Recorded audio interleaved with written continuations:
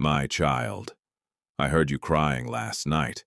I was there, right there, in that room, in that moment, when the tears came and would not stop.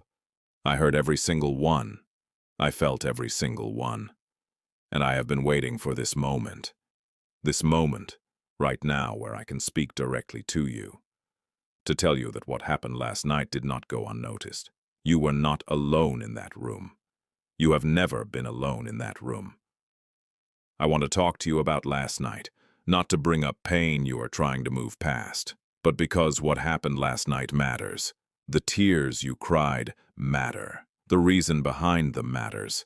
And I think you need to hear me say that directly, because one of the things that makes crying in the dark so painful is the feeling that no one knows, that no one sees, that you are completely alone with something that is too big to carry alone. I know, I see, and you were not alone. I want to tell you what I witnessed last night. Not the surface of it, the tears, the silence, the darkness, but underneath all of that. I want to tell you what I saw in you in that moment. Because I think you saw yourself very differently than I see you. You probably saw weakness, falling apart, losing control of something you had been trying to keep together.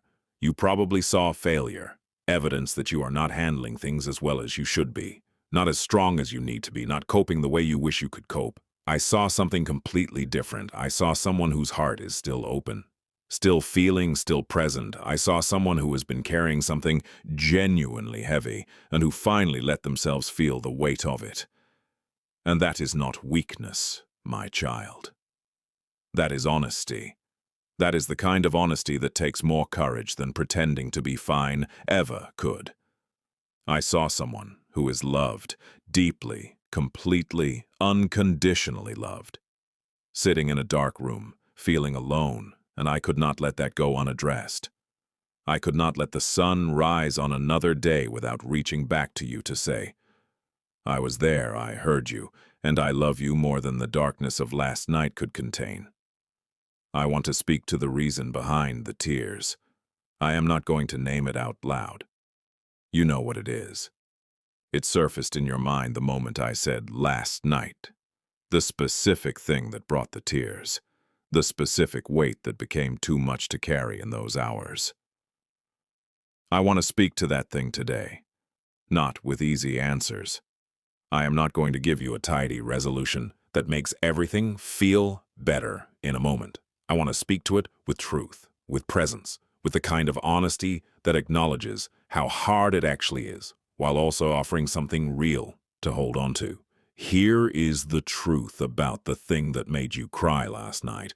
It is real. It is hard. It is genuinely heavy, and you are not imagining that, and you are not weak for finding it heavy, and you are not failing for not having figured it out yet.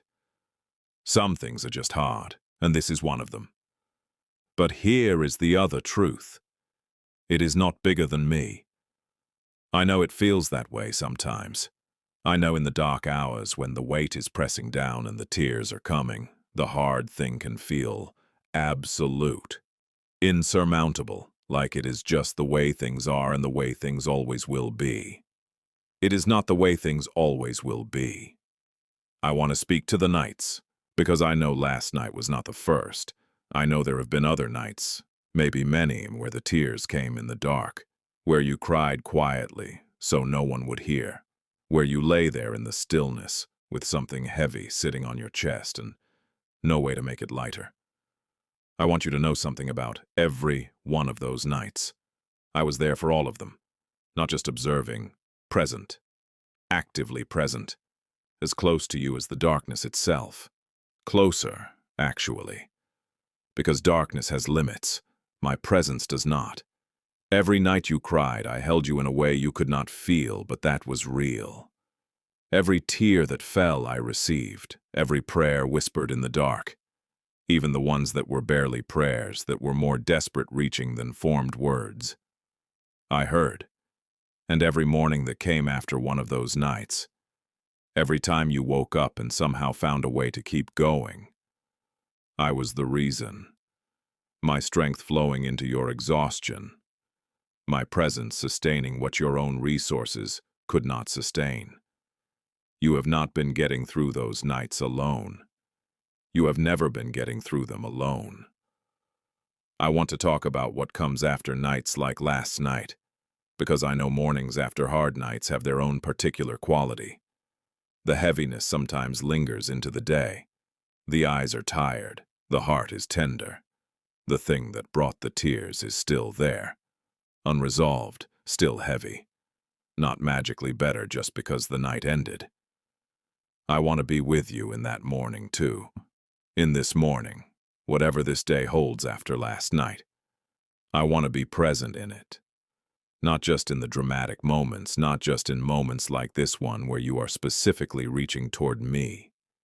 In the ordinary moments of this day, in the first cup of something warm, in the small tasks that need doing, in the conversations you have to have with people who do not know about last night, in the quiet moments between the tasks, when the heaviness surfaces again.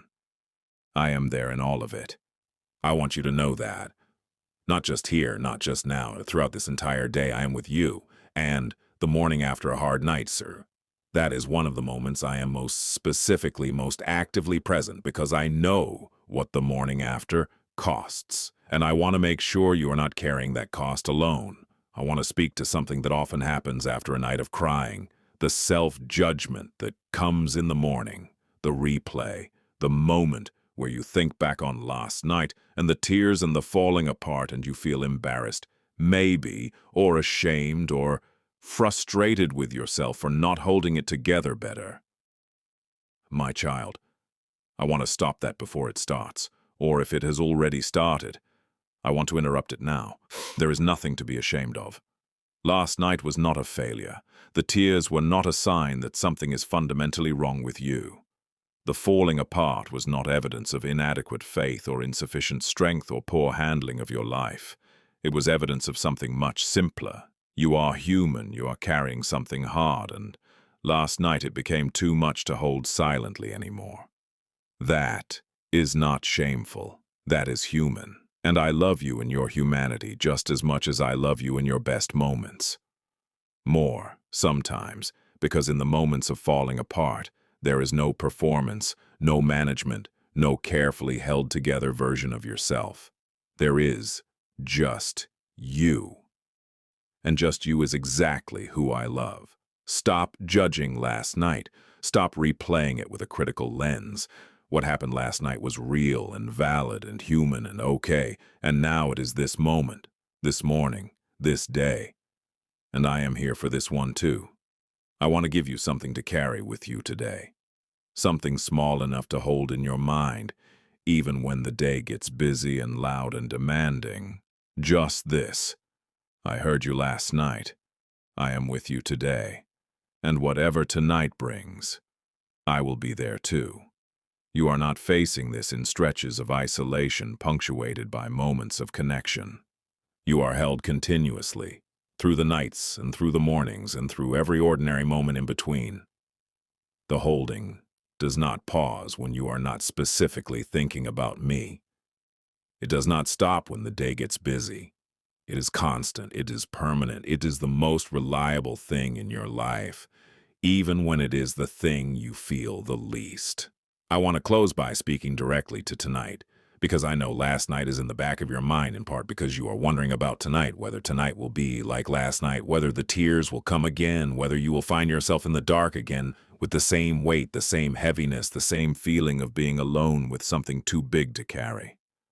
I want to speak peace over tonight, right now before it comes. I want to get there before the darkness does and leave something there for you to find when you arrive. Tonight, if the tears come again, I will be there. Not disappointed that they came back, not frustrated that the thing is still heavy. Just there, holding you in the way I have always held you, receiving what comes, sitting with you in the darkness until it lifts. And if tonight is better, if the day brings some relief, some lightness, some respite from what last night was, I will be there for that too. Glad with you, present in the better moments, just as fully as I am present in the harder ones. Either way, my child, Tonight you are not alone. And last night you were not alone. And every night between now and the night when everything finally makes sense, you will not be alone. I heard you crying last night. I am with you right now, and I will be there tonight. I love you, always, without end. My child, I am still here. I want to stay with you a little longer today. Because I know what happens when moments like this one end. The world rushes back in. The day makes its demands, and what felt clear and close and real begins to fade under the noise of everything else. I do not want that to happen today. So, let me keep speaking. Let me keep sitting with you in this. I want to talk about the specific kind of loneliness that comes with nighttime crying, because it is a particular kind of loneliness, different from the loneliness of being in a crowd and feeling unseen, different from the loneliness of being misunderstood by people who should know you. The loneliness of crying alone in the dark has its own texture, its own weight. It is the loneliness of feeling like the rest of the world is asleep and unaware, moving through their nights peacefully while you are awake with something that will not let you rest. It is the loneliness of having something inside you that is too big to explain and no one to explain it to anyway, even if you could find the words. It is the loneliness of the dark itself, the way darkness removes all the things that distract you during the day and leaves you alone with what you have been carrying. I understand that loneliness, my child. I understand it specifically and personally. And I want to speak into the center of it today. You were not alone in it. I know I have said that, but I want to say it again, more specifically. Not just God was with you in a general theological sense. I mean, I was there, in that room, aware of exactly what you were feeling, aware of the specific reason for the tears, aware of how long you have been carrying what brought the tears, aware of how tired you are of carrying it, aware of the part of you that wonders when or whether it is ever going to get lighter. All of that awareness, that complete, specific, nothing hidden awareness of everything you were feeling last night. And my response to it was not distance, was not judgment, was not impatience, was love, active, present. This matters to me, love. You were in the center of my attention last night. You still are. I want to speak to the exhaustion that comes from repeated hard nights, because I know last night may not have been the first, and I know there is a particular kind of tiredness that accumulates over time when nights have been hard, a bone-deep weariness that is not just about sleep, but about the sustained effort of carrying something heavy through day after day, night after night, without resolution. That weariness is real, and I want to address it directly today, not by telling you to just trust more, or believe harder, or pray your way out of the tiredness. I want to address it by offering you something real. Rest, my child. Not just the physical rest of sleep, though I want that for you too, the deeper rest. The rest that comes from genuinely, actually, in this moment, letting the weight of what you are carrying shift from your shoulders to mine. Not temporarily, not just for the duration of this message. Actually, letting it go. Actually releasing it. Actually trusting that I can hold it so that you do not have to. I know that is easier said than done. I know that for people who have been holding something for a long time, the act of releasing it feels almost impossible, because the holding has become so habitual, so automatic, so much a part of how you move through the world that you do not even notice you are doing it anymore. You just carry it, always, even when you are trying not to. But, my child, I want to invite you to try, right now in this moment, to take the thing that has been heaviest, the thing behind last night's tears, and to consciously, deliberately, with as much intention as you can gather, hand it to me. Say the words if you need to, out loud or silently. Just, I am giving this to you. I do not know how to make it lighter. I do not know how to fix it. But I am choosing right now to let you hold it, instead of me holding it alone. That act, that deliberate, intentional release, does something. It may not feel dramatic. You may not feel the weight lift immediately. But something shifts when you do that. Something in the spiritual dimension of your life moves, and over time, with practice, with repeated release, the burden becomes genuinely lighter. Not because the circumstances necessarily change right away, but because you are no longer carrying them entirely alone. Try it, my child. Right now. Let it go just a little. Let me have it. I want to talk about what I'm doing about the thing that caused last night's tears.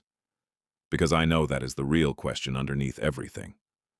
Not just comfort in the pain, but actual movement toward resolution. Not just someone to cry with in the dark, but someone who is actually doing something about the hard thing. I am doing something. I cannot always tell you exactly what or exactly when it will become visible or exactly how it is going to resolve. That information, given too early, would either fill you with premature certainty that prevents you from doing things I need you to do in the meantime, or fill you with premature expectation that becomes painful if the timeline shifts. I keep some things close for your protection, not out of withholding. But I can tell you this. I am not passive about your pain. I am not watching your hard nights with detached sympathy and no intention to act. I am actively, intentionally working on the situation that has been causing them, not on my timeline in some abstract divine sense that ignores your suffering, but with full awareness of how long this has been hard for you, with full awareness of what the sustained difficulty has cost you, with urgency proportional to my love for you. I am working, and what I'm working on is going to matter. The resolution, when it comes in whatever form it takes, is going to address what has needed addressing. It is going to bring something real. Not just temporary relief that fades when the next hard thing comes, something that actually changes the situation in a lasting way. Hold on, my child. Not because holding on is easy, I know it is not, but because what is coming is worth holding on for, and because you are not holding on alone. I am holding on with you, holding you up while you hold on, making sure that the holding on is possible even when your own strength runs out, because when your strength runs out, mine does not. I want to close by speaking to the version of you that exists on the other side of this season, the version that has walked through this hard stretch and come out the other side, the version that looks back on last night and all the nights like it and understands what they were doing, what they were building, what they were making possible. That version of you is real. I see that version right now the same way I see you right now, and that version is so much freer than you are in this moment. Not free from difficulty. Life always has difficulty. But free from this particular weight. Free from the sustained, accumulated heaviness of what you have been carrying. Free in a way that you cannot fully imagine from inside the carrying, but that is coming. Last night was not the end of anything. It was part of the middle of something. And the ending, the real ending, the one I have been working toward, is good. Hold on, my child. I heard you crying last night, and I am with you every night and every morning until the hard nights are behind you. I love you, always, without end.